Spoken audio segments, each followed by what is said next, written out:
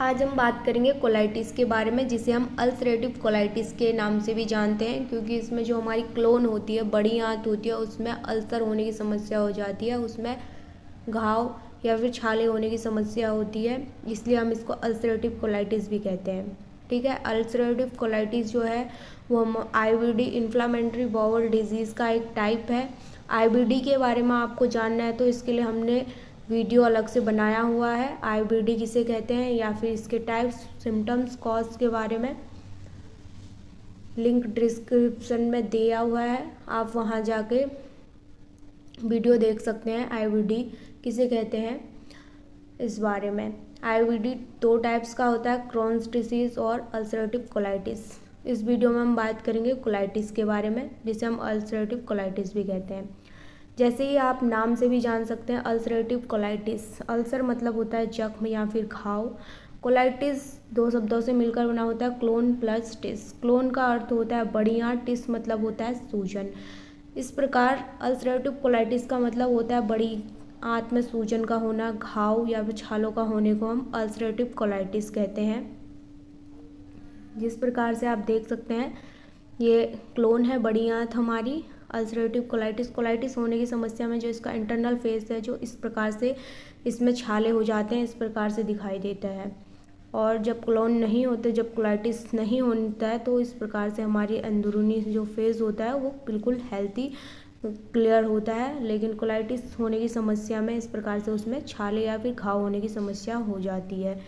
इसके हम सिम्टम्स के बारे में जानते हैं अल्सरेटिव कोलाइटिस के। इसमें ब्लडी स्टूल, मतलब कि जो हमारे स्टूल हम पास करते हैं तब हमें ब्लड आने की समस्या होती है, स्टूल के संग मल त्यागने में मल के संग ब्लड आने की समस्या बनी रहती है। डायरिया हो जाता है, लूज मोशन लगातार बने रहते हैं, डायरिया।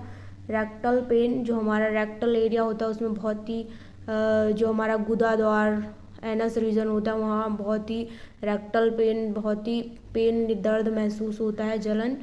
एब्डोमिनल पेन, हमारे पेट में काफ़ी दर्द महसूस होता है। कॉन्स्टेंस अर्जेंसी ऑफ डिफिकेट, मतलब कि मल त्यागने की तत्कालिकता बनी रहती है, बार बार स्टूल पास करने की समस्या लगे रहती है। वेट लॉस, अचानक बिना किसी कारण से वेट लॉस होने की समस्या बनी रहती है। क्रॉनिक फटीग्यू, आलस, कुछ काम करने की इच्छा ना बने रहना, आलस आने की इच्छा बनी रहती है। न्यूट्रिशनल डिफिशियंसी, मतलब कि न्यूट्रिशन की कमी हो जाती है, पोषक पदार्थ हमारे बॉडी में नहीं लगते हैं, वो सीधे स्टूल के हम जो खाते हैं भोजन के रूप में न्यूट्रिशंस लेते हैं, वो सीधे ही डायरिया की समस्या होती है तो वो सीधे ही बॉडी से बाहर स्टूल के संग निकल जाते हैं, हमारी बॉडी में नहीं लगते हैं, इसलिए हमें न्यूट्रिशंस की कमी हो जाती है। फ्रिक्वेंट फीवर, लगातार फीवर का बने रहना। डिहाइड्रेशन, पानी की कमी हो जाती है शरीर में। क्रैंक सोर्स, छाले होने की समस्या बने रहती है। आई पेन, आँखों में जलन महसूस, लाल आँखें या फिर उसमें पेन होने की समस्या बनी रहती है। जॉइंट पेन होने लगता है। एनीमिया हो जाता है, रक्त की कमी होना, ब्लड, क्योंकि स्टूल के संग ब्लड आने की समस्या बन जाती है अल्सरेटिव कोलाइटिस में, इस कारण से एनीमिया रोग हो जाता है, रक्त की कमी हो जाती है हमारे शरीर में। लीवर डिजीज़, लीवर में सूजन आने की समस्या हो जाती है। म्यूकस और पस इन स्टूल, म्यूकस बहुत ही श्लेष्मिक पदार्थ पस टाइप का हमारे स्टूल में आने लगता है। अगर आपको भी ये सिम्टम्स दिखाई देते हैं तो आप, हो सकता है आपको अल्सरेटिव कोलाइटिस की समस्या हो। अल्सरेटिव कोलाइटिस में ये सब सिम्टम्स देखने को मिलते हैं। अब बात करते हैं हम इसके टाइप्स के बारे में, और टाइप्स के अकॉर्डिंग हम इसके सिम्टम्स भी जानेंगे कि किस टाइप्स के कोलाइटिस में किस टाइप के सिम्टम्स देखने को मिलते हैं। ठीक है, अल्सरेटिव कोलाइटिस के जो टाइप्स होते हैं वो 4 टाइप्स होते हैं, प्रोक्टाइटिस, प्रोक्टोसिग्मोइडिटिस और डिस्टल कोलाइटिस और पेनकोलाइटिस। ठीक है, ये 4 टाइप्स होते हैं, इसको हम डिटेल में एक एक करके जानते हैं। प्रोक्टाइटिस, ठीक है, ये अल्सरेटिव कोलाइटिस का प्रकार है। इसमें जो एनस वाला जो एरिया होता है हमारा गुदा, उसमें जो गुदा वाला एरिया होता है जो एनस, उसमें क्या बोलते हैं सूजन आने की समस्या, उसमें घाव या छाले होने की समस्या हो जाती है। इसमें कम से कम एनस से कम 6 इंच तक के ऊपर तक का हिस्सा इससे इफेक्टेड होता है। इसमें जो सिम्टम्स दिखाई देते हैं उसमें मल त्यागने में, स्टूल पास करने में बहुत दर्द का सामना करना पड़ता है, या फिर एनस वाले पार्ट से लगातार ब्लड आने की समस्या बने रहती है। सेकंड टाइप है प्रोक्टोसिग्मोइडाइटिस। जो याला एरिया है हमारी बड़ी आंत का, हमारी क्लोन का जो याला एरिया होता है इसको सिग्मोइड कहते हैं। इसलिए जो हमारी एनस से सिग्मोइड तक का एरिया जब इफेक्टेड होता है अल्सरेटिव कोलाइटिस से, तो इसको हम प्रोक्टोसिग्मोइडाइटिस के नाम से जानते हैं। ठीक है, इसमें समस्या बनी रहती है रेक्टल पेन, हमें रेक्टल पेन होने लगता है, और स्टूल में खून आने की समस्या, खूनी दस्त होने लगते हैं, और काफ़ी स्टूल में हमें बहुत ही पस और श्लेष्मिक पदार्थ आने की, म्यूकस आने की समस्या बनी रहती है। थर्ड टाइप है डिस्टल कोलाइटिस, जिसे हम लेफ्ट साइड कोलाइटिस के नाम से भी जानते हैं। इसमें हमारा एनस एरिया से लेकर सिग्मोइड से लेकर जो हमारा पूरी लेफ्ट साइड होती है लार्ज इंटेस्टाइन की या फिर क्लोन की, वो इफेक्ट होती है। इसमें लेफ्ट साइड जो होती है क्लोन की, और एनस से लेकर एनस तक का जो पार्ट होता है, एनस से पूरा लेफ्ट साइड का क्लोन का एरिया, इससे इफेक्ट होता है। इसमें सूजन की समस्या, घाव होने की समस्या बनी रहती है। इसमें जो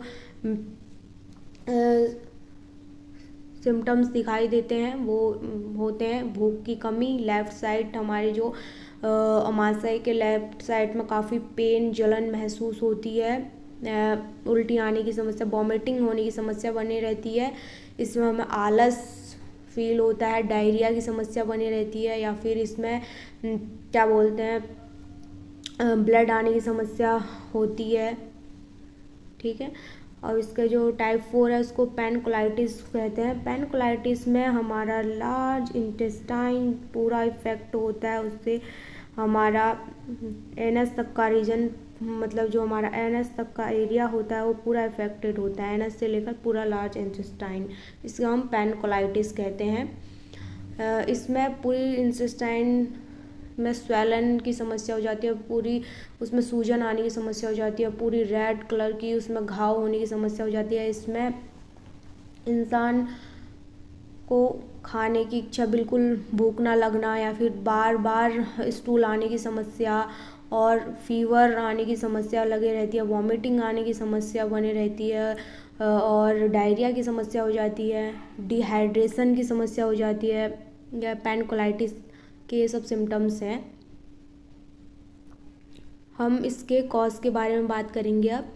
अल्सरेटिव कोलाइटिस के क्या कॉज हैं? जो इसका मेन कॉज है वो तो अननोन है, अभी तक पता नहीं लगा पाए हैं इसका मेन कॉज क्या, लेकिन ऐसे रिस्क फैक्टर हैं जिनके कारण से ये होने की संभावना अधिक बने रहती है।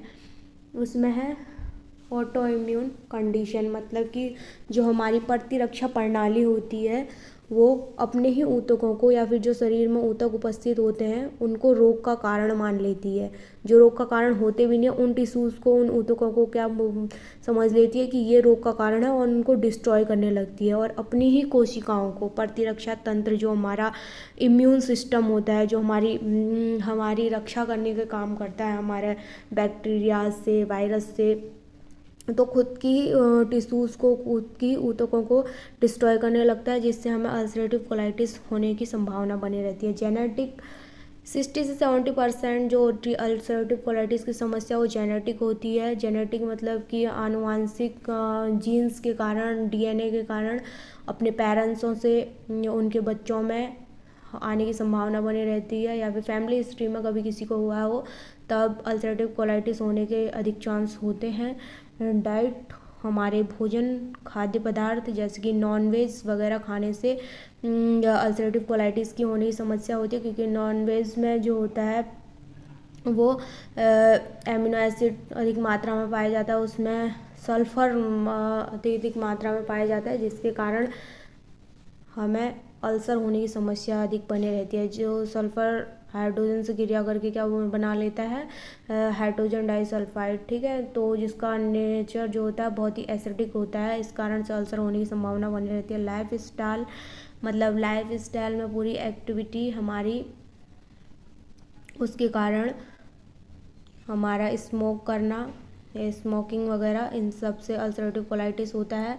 Excessive use of NSAID non steroid anti inflammatory drugs, मतलब कि जो नॉन स्टेरॉइड इन्फ्लामेटरी जो ड्रग्स होते हैं, जो दर्द निवारक जो ड्रग्स दवाइयाँ होती हैं, उनका अत्यधिक सेवन करने से भी अल्सरेटिव कोलाइटिस होने की समस्या होती है। इसमें एस्पिरिन जैसे दर्द निवारक गोलियां, जो पेन किलर हम लेते हैं, उनका अत्यधिक यूज़ करने से मेडिसिन्स ये अल्सरेटिव कोलाइटिस होने की समस्या बनी रहती है।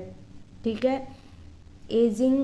एज के संग जैसे बढ़ती हुई उम्र में जो हमारा प्रतिरक्षा तंत्र होता है हमारा, वो कमज़ोर होने लगता है, जिसके कारण काफ़ी बैक्टीरिया वगैरह से जो हमारा इम्यून सिस्टम होता है वो कमज़ोर होने लगता है। इस कारण से हमें अल्सरेटिव कोलाइटिस का खतरा बने रहता है। और वायरस एंड एंटीजेंस, जिसके कारण से जो हमारी लार्ज इंटेस्टाइन को इफ़ेक्ट करती है, बैक्टीरिया वगैरह, दूषित खाद्य पदार्थ, इनके कारण होने की संभावना अधिक बने रहती है अल्सरेटिव कोलाइटिस।